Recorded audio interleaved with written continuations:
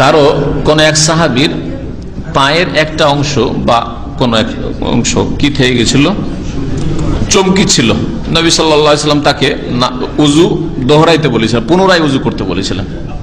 এই কথা বলে ওই জায়গাটা শুধু ভিজিয়ে না, তারতিব ফরজ বা ওই মাওয়ালাত ফরজের ক্ষেত্রে এইটা প্রবেশ করা হয়েছে। পরস্পরতা বেশ কিছুক্ষণ হয়ে গেছে, তো তুই শুধু ওই জায়গাটা ভিজিয়ে নিলে হবে না, যা পুরো উযু করো, আইদিল উযু, আবার উযু করো। গুরুত্বপূর্ণ প্রশ্ন, সৌদি আরবে ইমামরা খুতবা পড়াইতে যে আসেন জুমার দিনে, তো মেহরাবদের দিক থেকে আসেন আর এসে সরাসরি খুতবায় উঠে যান, ঠিক না? খুতবায় উঠে যান। তো এই ক্ষেত্রে এইভাবে হাদিস আছে যে এজা খারাজাল ইমাম, যখন ইমাম বেরিয়ে আসবে। এই হাদিসটা বুঝতে পারতাম না, কারণ আমাদের দেশীয় যে জুমা পড়ার তরিকা, তো ইমাম তো আগে থেকে বসে আছে সামনের কাতারে, তো ওইটাকে সামনে মগজে রেখে হাদিসটা বোঝার চেষ্টা করতাম ছাত্র জীবনে, হাদিসটা বুঝতে পারতাম না। আর হাদিস আছে এজা খারাজাল ইমাম, যখন বেরিয়ে আসবে। ইমাম বেরিয়ে কোথায় আসবে? ইমাম তো আছে বসে, শব্দ এই বাক্যটা বুঝতে পারতাম না।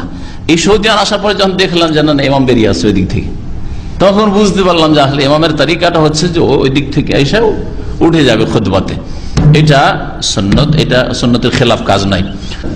আর তারপরে আরেকটা কথা, যদি ইমাম, অধিকাংশ ইমাম সম্পর্কে আমি জানি যে ওরা মেহরাবে বসে থাকে, মেহরাবের ওইদিকে রুম করা আছে ওদের প্রত্যেক জায়গায়। আমি দুবাই গেলাম, দুবাই ইমাম সাহেবের সাথে ঢুকলাম, যে জমা মসজিদের ইমাম, তো ওখানে গিয়ে দেখলাম যে জায়গা করা আছে, বসে ওখানে নামাজটা পড়ে বসে আছে, তারপর টাইম হলো তখন উঠলো। আমি অনেক জায়গাতে এরকম কুয়েতে যেমন নামাজ পড়েছি ওই রকমই সিস্টেম। আর যদি ঠিক টাইম হয়ে গেছে আর নামাজ পড়ার টাইম নেই, তাহলে সরাসরি গিয়ে খুতবা শুরু করে দিল। যেহেতু মসজিদে বসলো না, খুতবার ইয়েতে মেম্বারে বসলো, সেই জন্য আর তখন আর নামাজ নেই। তারপর এই নামাজ সুন্নাত, এই নামাজের সুন্নাতে মুআক্কাদা। জি হ্যাঁ, নবী সাল্লাল্লাহু আলাইহি ওয়াসাল্লাম তাকিদ করেছেন। এই ক্ষেত্রে আলেমরা বলেছেন যে এমন কিছু যদি ছুটে যায় আপনার, যেটা ওয়াজিব, তো সহসিজদা হওয়া উচিত ছিল, কিন্তু আপনি মুক্তাদি, তো ইমামের বিরোধিতা করে তো সহসিজদা করা যাবে না। বলছে যে ইয়াতাহাম্মালুল ইমাম, আপনার পক্ষ থেকে এই জিনিসগুলি ইমাম বহন করে নেবে, সুতরাং আপনার আলাদা করে সহসিজদা নেই। বাকি যখন 2 রাকাত পড়ছেন তখন আর আপনার ইমাম নেই, ওই 2 রাকাতে যদি ভুল হয়ে থাকে তাহলে সহসিজদা করবেন।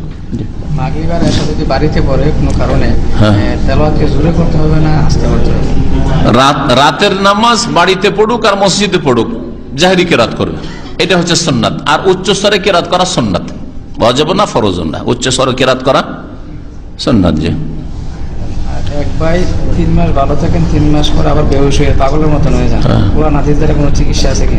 আল্লাহ শেফা দিক, আল্লাহ শেফা দিক। দেখেন যদি আপনার কোন এরকম ব্যাপার থাকে যে মেডিকেলের প্রয়োজন রয়েছে, তো ওই এলাজও করেন। আর শরীয়তি চিকিৎসা হচ্ছে জমজমের পানি পান করা, জৈতুন তেল ব্যবহার করা, হ্যাঁ, কালাজিরা ব্যবহার করা। এছাড়া এলাজ হচ্ছে দম করা, নিজেকে নিজেই দম করার চেষ্টা করেন, ফুঁক দেওয়ার চেষ্টা করেন, সূরা ফাতিহা প্রত্যেক রোগের শেফা, নবী সাল্লাল্লাহু আলাইহি ওয়াসাল্লাম হাদিসে রয়েছে। এছাড়াও সূরা ইখলাস, ফালাক, নাস। আর যদি জিনের আশঙ্কা হয় বা সেহের জাদুর আশঙ্কা হয়, তাহলে ওই আয়াতগুলি পাঠ করে আপনি এলাজ করবেন, যে আয়াতগুলিতে জিন, শয়তান অথবা সেহের জাদুর কথা রয়েছে, ইনশাআল্লাহ আল্লাহ শেফা দেবেন। কোরআনে কারীমে প্রত্যেকটি আয়াতে শেফা রয়েছে, তো কোনো সন্দেহ নেই।